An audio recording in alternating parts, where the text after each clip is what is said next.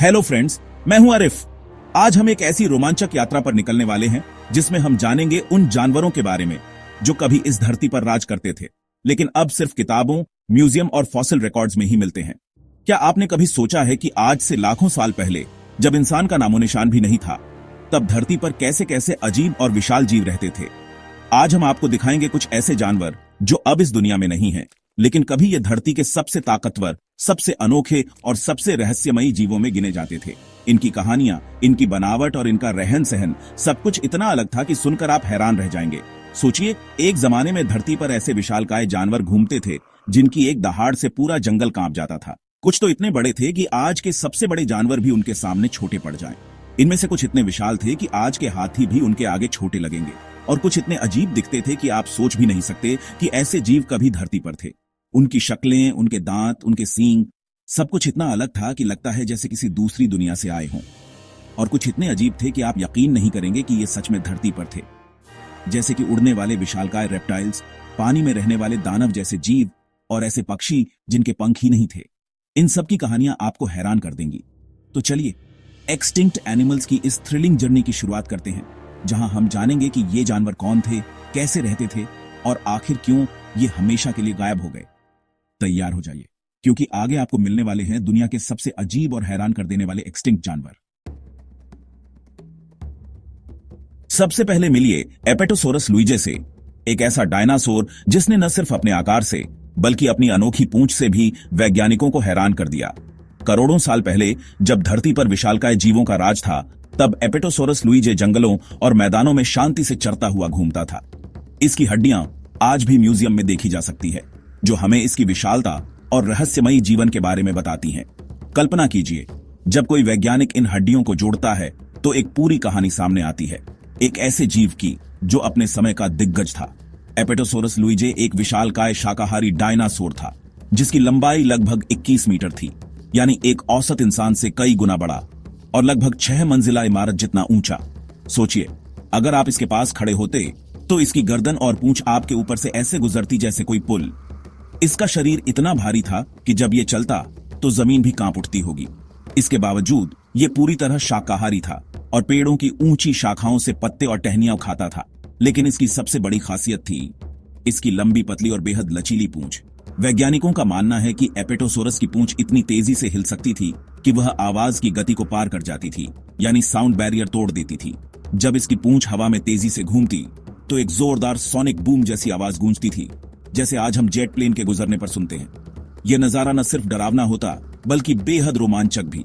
एपेटोसोरस अपनी पूंछ का इस्तेमाल शिकारियों से बचाव के लिए करता था। जब भी कोई शिकारी, जैसे कि विशाल मांसाहारी डायनासोर, इसके करीब आने की कोशिश करता तो एपेटोसोरस अपनी पूंछ को बिजली की तरह घुमाता।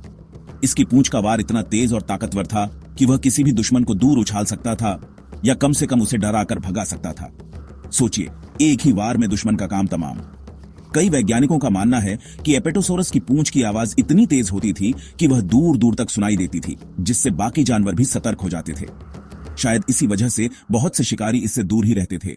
एपेटोसोरस लुइजे सच में प्रकृति का एक अद्भुत नमूना था, एक शांत, विशालकाय शाकाहारी जिसकी पूंछ में छुपा था एक अनोखा रहस्य। आज भी इसकी कहानी हमें हैरान करती है और यह दिखाती है कि प्रकृति ने अपने जीवों को कितनी अनोखी ताकतें दी थीं।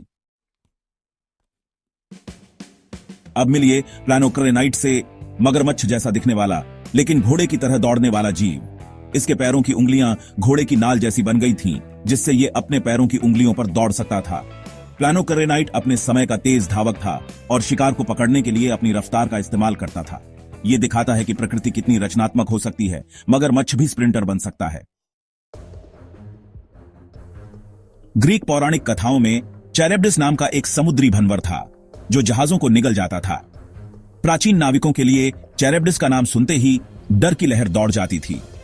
वे मानते थे कि यह भंवर समुद्र की देवी का रूप है, जो गुस्से में आकर पानी को घुमा देती है और उसके रास्ते में आने वाले जहाजों को अपने भीतर खींच लेती है। कई कहानियों में चैरेब्डिस को एक विशालकाय राक्षसी के रूप में भी दर्शाया गया है, जिसकी भूख कभी शांत नहीं होती। लेकिन असल में चैरेब्डिस कोई राक्षस नहीं, बल्कि सिसिली और इटली के बीच मेसीना जलडमरू मध्य में बनने वाला एक खतरनाक प्राकृतिक भंवर था। यह जगह दो विशाल भूभागों के बीच स्थित है, जहां समुद्र की धाराएं बहुत तेजी से बहती हैं। जब ये धाराएं एक दूसरे से टकराती हैं तो समुद्र की सतह पर एक विशाल भंवर बन जाता है। पुराने समय में जब जहाज लकड़ी के और छोटे होते थे तो इस भंवर में फंसना लगभग मौत के बराबर था।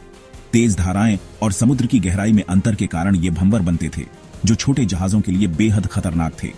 कई नाविकों ने अपने अनुभवों में बताया कि कैसे अचानक पानी का बहाव बदल जाता था और जहाज को अपनी ओर खींच लेता था।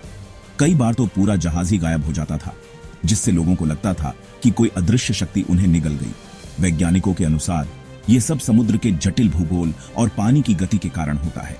चैरेब्डिस हमें बताता है कि कभी-कभी असली खतरे कहानियों से भी ज्यादा डरावने हो सकते हैं। आज भी जब हम समुद्र की गहराइयों और उसकी ताकत को समझने की कोशिश करते हैं तो हमें एहसास होता है कि प्रकृति के रहस्य और शक्तियां कितनी अद्भुत और खतरनाक हो सकती हैं। चैरेब्डिस की कहानी हमें यह भी सिखाती है कि इंसान ने हमेशा अपने डर को कहानियों और मिथकों के रूप में ढालकर समझने की कोशिश की है, लेकिन असलियत में प्रकृति के सामने इंसान कितना छोटा और असहाय है, यह चैरेब्डिस जैसे भंवर हमें बार बार याद दिलाते हैं। अब मिलिए हेलुसिजीनिया से, एक ऐसा जीवाश्म जो दशकों तक वैज्ञानिकों के लिए पहेली बना रहा। इसका शरीर कांटों से ढका था और पैरों की बनावट इतनी अजीब थी कि वैज्ञानिकों को समझ ही नहीं आया कि सिर कौन सा है और पूंछ कौन सी। हेलुसिजीनिया का जीवाश्म पहली बार कनाडा में मिला था और आज भी यह वैज्ञानिकों के लिए एक रहस्य है। सोचिए, एक ऐसा जीव जिसके 110 पैर हों। मिलिए बेलबोटी कैरिस वोल्टे से, जो लगभग 40 करोड़ साल पहले समुद्र में रहता था। इसका शरीर खंडों में बंटा था और हर खंड में पैरों का एक जोड़ा था जो तालमेल से चलते थे, जैसे कोई पियानो प्लेयर दोनों हाथों से पियानो बजा रहा हो। बेलबोटी हमें दिखाता है कि प्राचीन जीव कितने अनोखे और विकसित थे। 3 लाइन्स। एनोमेलोरिस का जीवाश्म जब मिला तो वैज्ञानिक भी कंफ्यूज हो गए। ये झींगा है, जेलीफिश या कुछ और? बाद में पता चला कि ये एक अलग ही तरह का आर्थ्रोपॉड था, जिसका शरीर कठोर कवच से ढका था और सिर पर बड़ी बड़ी आंखें थीं। एनोमेलोरिस समुद्र का शिकारी था जो छोटे जीवों का शिकार करता था।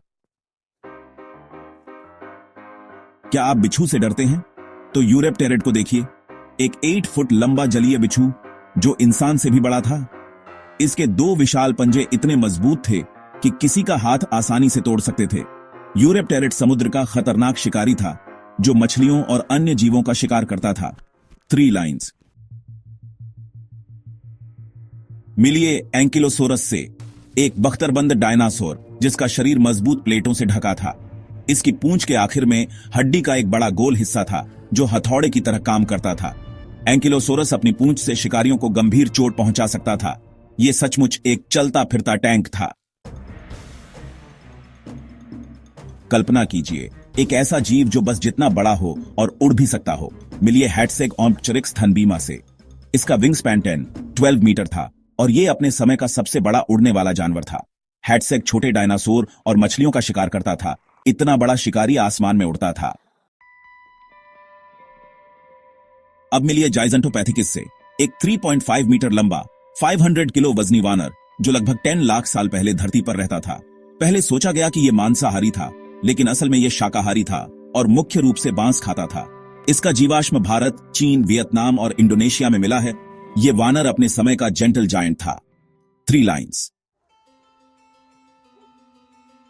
तो दोस्तों, ये थे कुछ सबसे अजीब एक्सटिंक्ट जानवर। इनकी कहानियां हमें बताती हैं कि प्रकृति कितनी अनोखी है। आपको इनमें से कौन सा जानवर सबसे ज्यादा पसंद आया? कमेंट में जरूर बताएं। Stay curious, keep learning and growing.